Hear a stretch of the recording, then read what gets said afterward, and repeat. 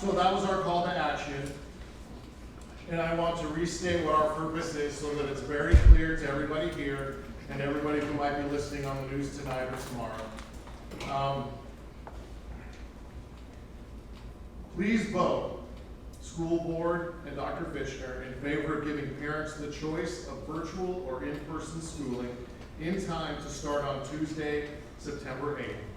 We're asking you to identify which ward you live in and who your school board member is, and do everything you can to persuade them to take that vote.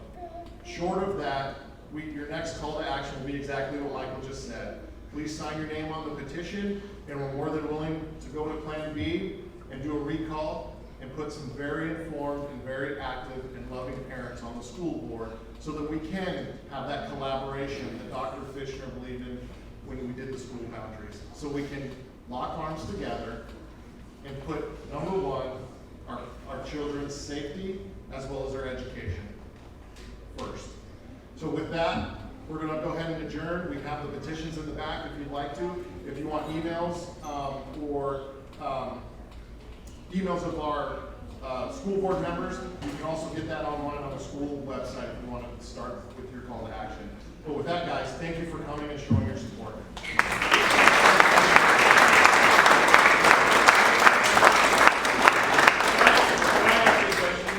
Sure. I'm Dr. Matt Biddle. I live over at Oak Ridge and Cooper Ranch. I was planning on running for one of the spots if we get that far. Are we also going to be sending it to Rogers County so they can confirm the voter registration? Because we live in Rogers County, so I want to make sure we get counted as well on the petition. Sure. Not just Tulsa. Yep. You have to be a registered voter in the county, and you have to be, you have to live within the school.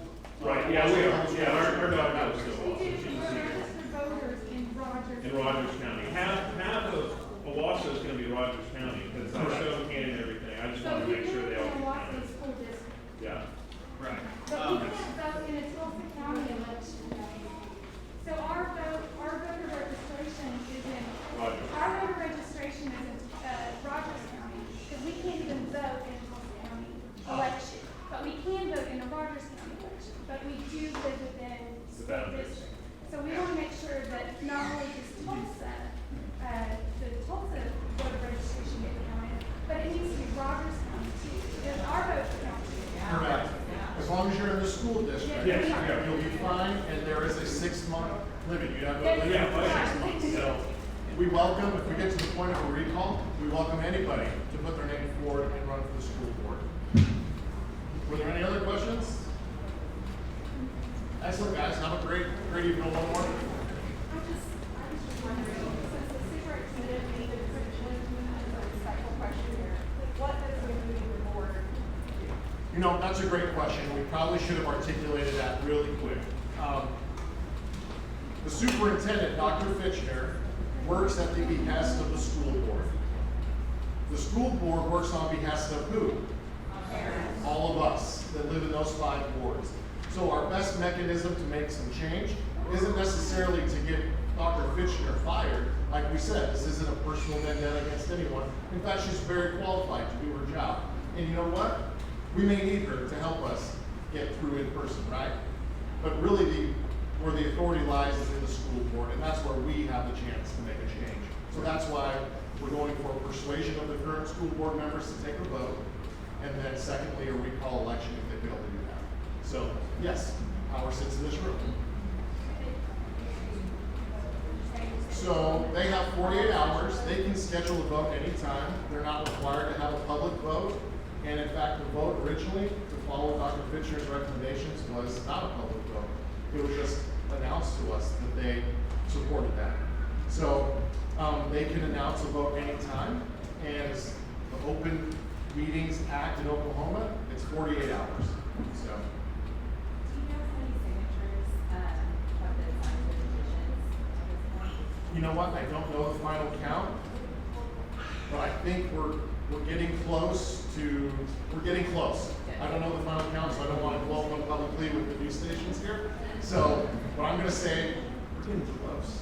We just got 2 more. We just got 2 more.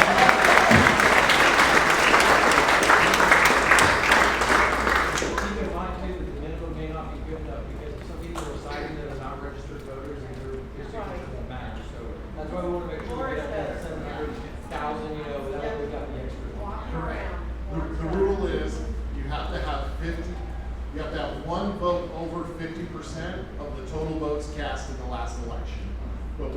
for the total votes cast in the last election as our target. Yes. So, Hey, can I say one more thing? Jennifer. For those of you who want to go to your neighborhood, around your block, whatever it is, we will post that link again. It's a Dropbox link where you can print out the petitions, and all of you have signed it. You know you have to do it 5 times. And so, as long as you get, one for each board member, they were elected at different times. And so that we'll repost that. One of us will repost that, so you can print out as many as you can fill. And I'm the contact person. There's a meeting tomorrow at 3:00. What? there's a school board meeting announced tomorrow. Their website to see when their times were. Does anyone know about this? So if there was ever a time to persuade your board member, now would be the time. If you please get on and send an email. Where did you find that at? It's on the Yeah, it's on the website. website. Okay. I mean, what happens is you guys get all the petitions, and they get the numbers, and it gets approved. How long is it until the recall vote actually happens? 10 days, once the, Well, oh, sorry, no, I'll no. let Michael say that. He's the Yeah, expert so, on this. So according to, legal counsel, it literally depends upon how quickly the judge would review it. He wasn't super enthusiastic about it. However, there may be a lot of political pressure with all of Who's us. the judge? It would be a blind assignment, Is it so Tulsa County? it would be Tulsa County, and so it would be a blind assignment. So there isn't even a situation where we could say, hey, can we please ask for this judge or anything like that. Well, I understand how all that works. Right. Who live me, like, will they announce who the judge is? They may announce it once it's decided. He did state that the lead judge would have the ability to reassign it, but again, that is if it needs to be or they deem that necessary. And we're definitely not lawyers, and we're doing the best we can to understand the law. You guys have legal counsel? No, we don't, not yet. So if you're a lawyer, start the billing time.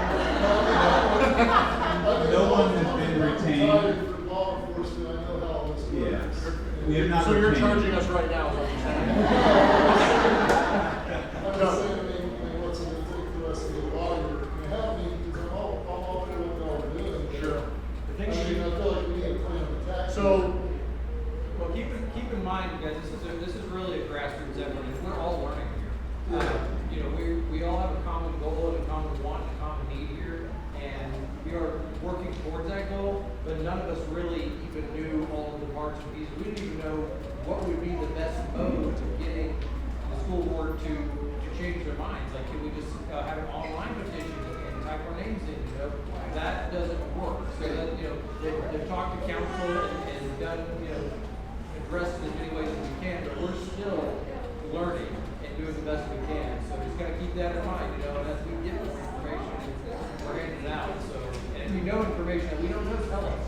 and one thing I would encourage everybody to do is if you have a Facebook page, please go to Open Owasso Schools on the Facebook page. Please be very civil on there. We want to keep it very civil. But a lot of the announcements that we post and maybe future meetings are going to be on the website as well. Can we reiterate that we don't want people to sign a petition because we all want to go back to school? We're just after choice. Correct. If Yeah. you don't want your kids in school, Yeah. that's okay. Well, absolutely. All we're asking is sign this petition because we want the choice. Absolutely. I think I probably have readdressed our mission and goal a dozen times or more on the Facebook page. And so going back to the question in regards to legal counsel, here's what we were told, okay? If we are still in this situation in January or later on this year, we may have more grounds. Right now, we do not have adequate grounds at this point in time. I just spoke with an attorney yesterday and reconfirmed that. So again, we have not retained anyone. We do not want to go that route. However, I think everyone in here probably has a very firm feeling that if we needed to, we would, because it's for our kids.